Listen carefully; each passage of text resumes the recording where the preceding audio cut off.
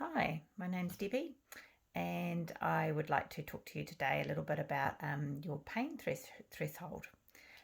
When you've had pain, we all have a different level of how it feels and where it's at. And if you have been through a journey like I have, you have been asked many, many times about what's your pain level today. If you've ever been admitted to hospital, probably one of the first questions you'll get asked is, what's your pain level? Is it 1 to 10? And every time I've had to answer that question, I've always said, well, what's 1 to 10? You know, my pain threshold is quite different to what somebody else's will be. And I know that that is a common question, but we have to give an indication of how we're actually feeling. And where I'd like to think that you are at now, if you are interested in where I have come from and where I am at now with my level of pain, it is at what I would call probably about a maybe depending on which way around we're talking, but if we're looking at from 1 being no pain up to a 10 of being excruciating pain, I'd like to think that you're at about a 1 to 3 right now. Now, for me, what that looks like, and yours might be completely different, what my pain level would look like is that on a good day, if I've perhaps been resting, haven't been doing too much, my pain level's pretty good, livable. So I would say it would be right down there at a 0 to 1. But that can change throughout the day, so depending on what I'm doing. So for my background, for those of you who are just tuning in to me for the first time, my pain levels basically started from a back injury, and then that continued on till I finally had my back operated on, and also had two hip replacements. And just prior to starting back at work in a full-time job in retail, which was back on my feet again, I also had an operation on my foot, and when I say my foot, it was actually only my toe, but it's amazing how one toe can actually cause you a lot of pain, and to the point where I couldn't walk on my foot. So that's been actually almost sometimes to a point has left me with more pain than probably some of the other things that have been going on. So when we say, oh, I just had a toe operation, I hear you. If you had a toe operation and you have a lot of pain, because it's a part of your body that you're putting a lot of pressure on, and then of course if you've had back injury as well, you tend to be left with something that will still irritate you and bother you, and once your back's weak, you have to really look after it, and that's a whole nother story.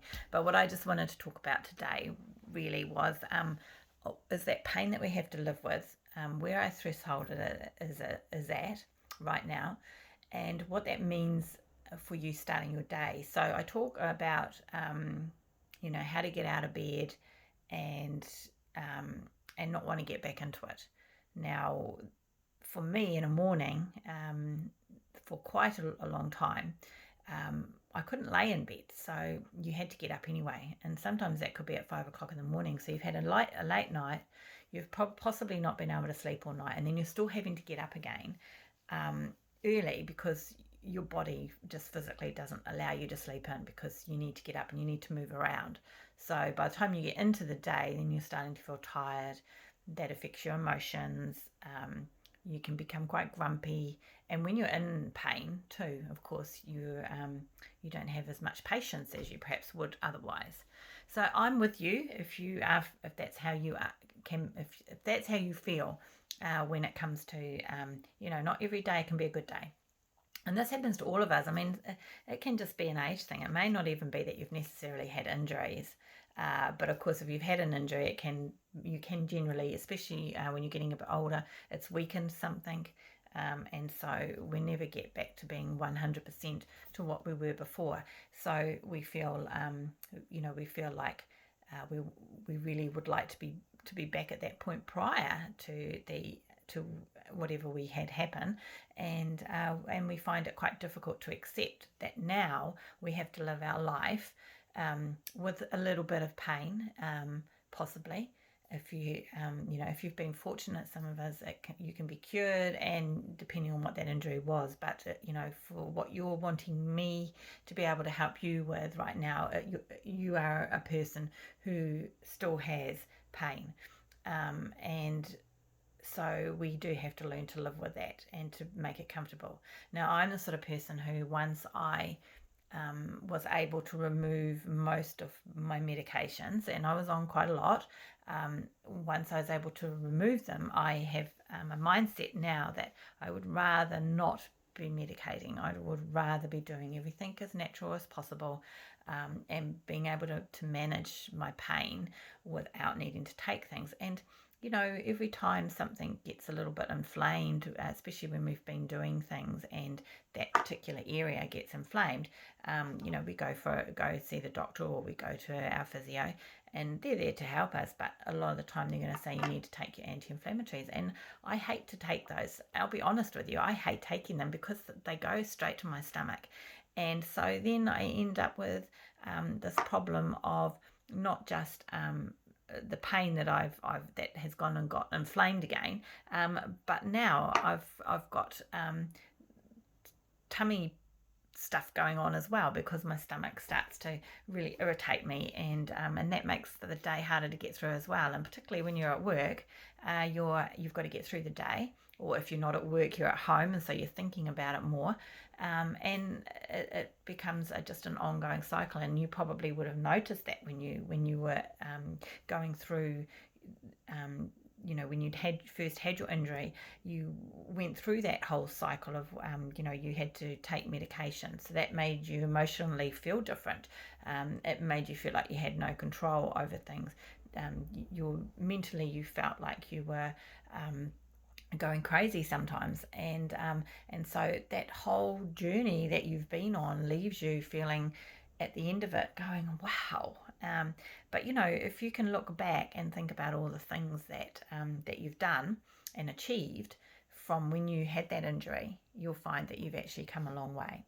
So when we get up in the morning, going back to the topic that I wanted to talk about today, when we get up in the morning and we sit on the end of the bed and we're quite stiff and we've got to get ourselves moving and getting going again, and we really just think, oh my gosh, here we go, another day I've got to get through.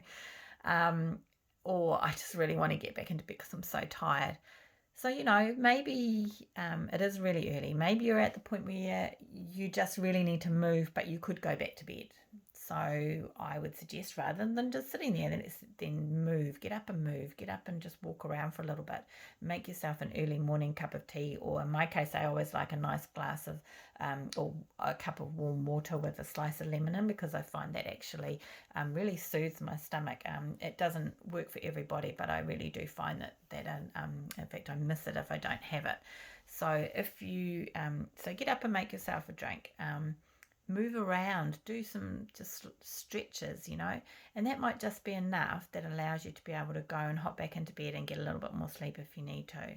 If it's a case of you are sore and you're needing to get out of bed, and you need to get up because you've got to go to work, or you've got something on you've got to get to, and you're just feeling really sore and stiff, it's only going to probably be for a short period of time that you're sore when you first wake up, because remember, you've been lying down still in bed, perhaps in a funny position, because we move in the night without realizing it, and so you possibly have, things are stiff, you haven't been moving all night. And a lot of our injuries, and particularly as we're getting older, we need to move to keep things going, because if we don't move, we will seize up, and so we need to get ourselves out of bed. We can't jump back into it. We need to keep moving. So maybe, and for what I used to do when I was, I'm back up now working. I've got things to do during the day. But when I was at home, and I was 4 years at home before I could go out and do things again, after I'd had my operations. It's how long it took from the day that I ended up flat on my back, but laying on my stomach a lot, because that was the only way I was comfortable, on a mattress on the floor in the lounge for a couple of weeks, and that just went on and on. But yeah, so when we think about what that was like before to now what where we've come. That's a long way. So we're getting up in the morning, and we're, if we're at home, there are things we can do. So we can get up, make ourselves a drink to start the day, something that you enjoy, and then and be moving, just moving around the house, just slow movements. Lay on the floor, do some just light stretches, and then then you'll feel more like facing the day when you feel like you've perhaps done something for yourself too. If you're not having to be anywhere in particular, then once it's if you've been up early and it's still dark outside, then you might just find something to do to keep your mind busy. That could be that you might have a jigsaw puzzle if you like jigsaw puzzles. There might be a jigsaw puzzle you've got going that you just got sitting on the table that you can just keep doing because it just gives you something to do in the morning while everybody still feels like everyone's still sleeping. And the number of times I used to get up when it was just at 5 o'clock in the morning thinking, oh, why can't I just sleep? Why can't I go back to bed? And everyone else is sleeping in, and then that makes you feel grumpy because they don't, why is everybody else sleeping, gets to sleep and I don't? And so then you start getting annoyed and cross with everybody else in the household, and it's not their fault. They're just carrying on living their life normally, so it's up to you. It's up to you to find those things to not let yourself get down, and it's very easy to get down. So you've got to find those ways. So as I say, if you've got something like a puzzle that you can just be doing with a nice cup of tea in the morning, or I don't know, if you like to sew, if you're a crafty person, there might be something you could just sit and do, but don't forget you do need to move a little bit first. So make sure you're stretched a little bit in the morning to get you going. I know in some cases that can be really hard, and I remember, like it was just an effort for me to get from the bedroom to get to the kitchen.